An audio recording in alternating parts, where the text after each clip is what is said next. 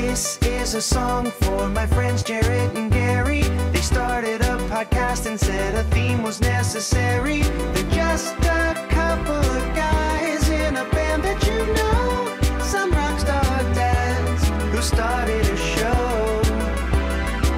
So here's the next episode. Because I too am an advocate for mental health. I, had no issues with that until very, very late adulthood.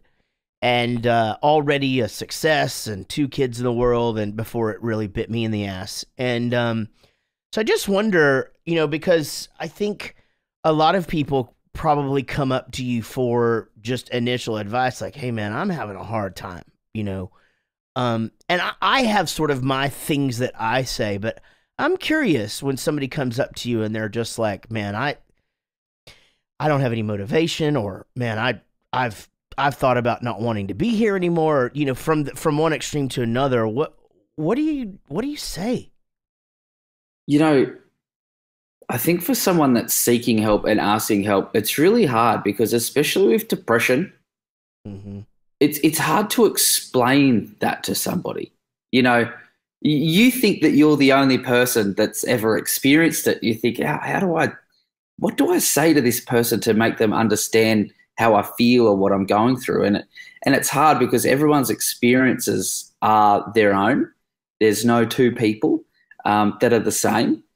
But, I think it's easier if you can pinpoint something that's wrong. A lot of people can say, look, if I went to prison or I went to this and I'm feeling down about it. But for, the majority of people that haven't gone through that stuff, they're just thinking, hey, I'm just feeling really down and I'm not sure why. I can't explain it.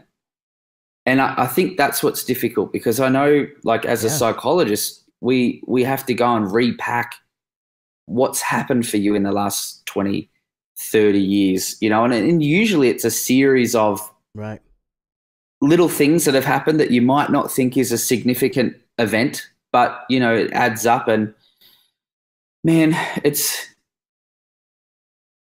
I think people feel open talking to me and reaching out for help because, on my social media and things, I'm so open about my own story. And I think that gives them the courage to sort of say, hey, man, I've been following you for a while and know a bit about your story, and I'm really struggling with something. How did you overcome it?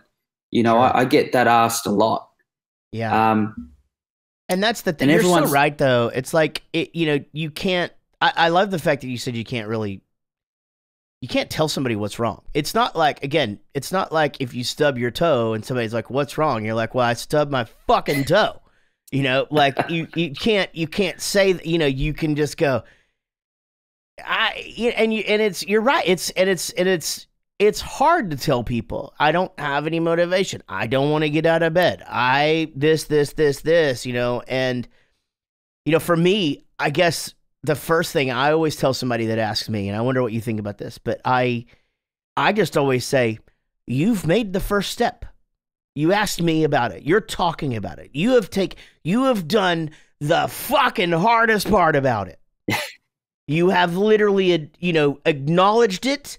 You've put it out there, and I'll bet you if you focus really hard, you already sort of have this odd sense of relief just by letting that out there, just to me even. Yeah, that's part of it, right? Just going, hey, I'm a human being, and I'm not invincible, and I don't know what's wrong. I got to figure this shit out. Yeah. Yeah. Yeah, definitely.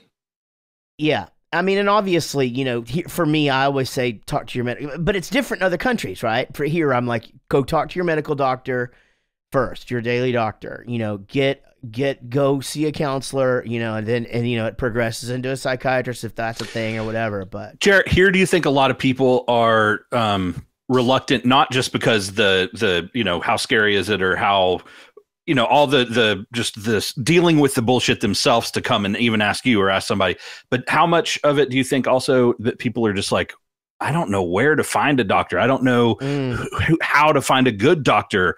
How am I going to pay for the doctor? All that kind of stuff.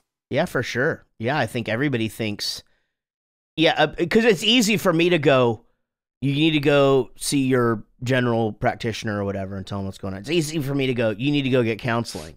But that's why Punk Rock Saves Lives, Foundation 14, Foundation 45, that's why those are there, you know, because we need those resources. And I know just from listening to podcasts and things like that in Australia, you guys got helplines and all kinds of things. But you're right. I mean, people don't necessarily just fucking know about it.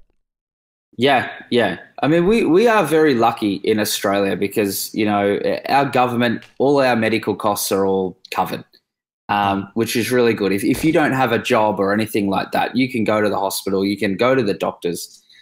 One thing that I do tell people, though, and from my own experience, because I've worked with many different psychologists and counselors over the years, and some you connect with straight away, others it takes time, and others just don't work for you. Mm-hmm. So I always make sure when someone's seeking help, the one bit of advice that I give them is stick it out, try a few different counselors, because you've got to build that relationship. You've got to be able to relate to them, you know, and if you don't get along with them and you don't really like them, you can't open up. And I get a lot of people come to me that say, hey, I've tried to get help and I've spoken to people before and it hasn't been good for me. So what I try to tell them is to not give up and hang in there until you will find someone that you just connect with. Yeah. And that is one thing that helps most is that relationship when you find that person that, you know, you're talking about some heavy stuff, you know, a lot of the time, and you've got to be able to trust them and confide in them. And if you can't do that, then it's not going to work. You know,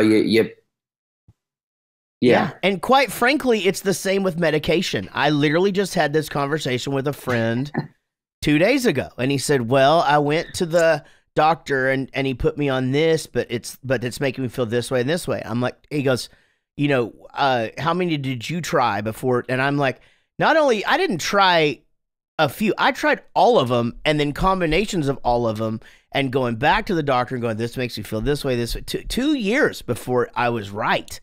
So there's no magic pill. There's no magic conversation. You know, you just have, that's part of finding your inner peace and finding, and you know, the thing that sucks too is that counselors move on to other things and, you know, other times, sometimes you lose your counselor. Sometimes medications just stop working, you know, and it happens. And, you know, just like anything else. So, you know, it's a battle for you and I, for many people, for the rest of our lives. We'll have to be at least paying attention to it.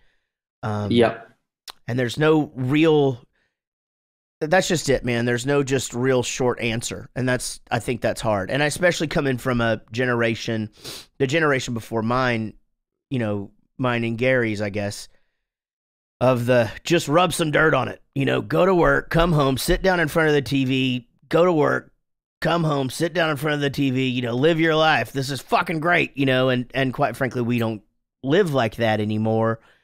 And we don't want to be just miserable people. And it's okay to ask for help. And I think you're big on that, right? Like, yeah, it's fine to be not fine, right? Yeah, that's it. And it is, you know, because I think we're starting to see now that a lot of people are struggling, but, you know, 20, 30 years ago, people didn't talk about it. Mm-hmm. So you thought that you were isolated and you were alone and you were the only person that felt down. And I think that makes the depression worse because you think there's something wrong with me, you know, and now we're starting to see that, hey, this affects a lot of people. Sometimes it pops up. You know, there's people that have a nice house and a nice car and nice things, and then it pops up. Something happens in their life and they start getting depressed, you know, and people think, how are you depressed? You've got it all figured out. You've got everything. Right. It sneaks up. In Australia, we call it the black dog depression. It sneaks up on you. Yeah. Right. So I always tell people, you know, like, there's no quick fix. I think a lot of people do ask. I think they love asking me how I overcome things, thinking that there's a magic answer, and I can say right then and there, I did this and they can do it. And everybody's different. Mm-hmm. And you have to go maybe try different medications, speak to different people. And I think it's that process is cathartic, is to go and, speak with as many people as you can, get it off your chest. And then, you might get an idea from here or something from there, or. Yeah. It's no different than what you were talking about with music before, It's like how many people come up to us and go, "How do I make it?" And you're like, "If I knew that, I would sell it." It's like that in anything though, right? I mean, how do you become the best magician in the world, or how do you host a game show? You just go fucking do it, and it's just, taking care of your mental health is just part of what you have to do as a human being these days. And, some of us have to work harder than others. Shane, thank you. God damn it, Sean, edit that one out. Shane, thank you so much for getting up at 3:00 in the morning. And I'm such a fan of yours for just putting yourself out there for, honestly, just for the benefit of other people. And I just think the world of you, man. And I'm glad we got to meet. And you guys head to Shane Cuthbert. It's CUTHBERT.com. And you can see all of the shit that he's up to and where he works. I mean, the guy speaks in front of the government and stuff. It's freaking crazy. You're just, but you're a good one, dude. And we really, really appreciate you being on the show. Man, thanks, guys. Thanks so much. This is a song for my friends Jared and Gary. They started a podcast and said a theme was necessary.